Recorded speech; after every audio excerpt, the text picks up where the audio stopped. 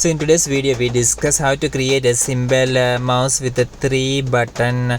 Okay, for doing this you must first turn on the number lock in your computer keyboard after opening your Microsoft Windows bed. Then you can press and hold this alt key. Don't remove your finger from this alt key. After that you must type here 1 2 8 4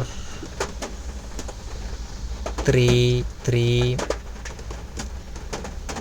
Then you can release your finger from this alt key. So you can see that this symbol have been added. There is a mouse with a 3 button. You can see 3 button mouse with the 3 button we are created using this keyboard shortcut. So remember, the keyboard shortcut for creating mouse with 3 buttons is alt 1 2 8 4 3 3.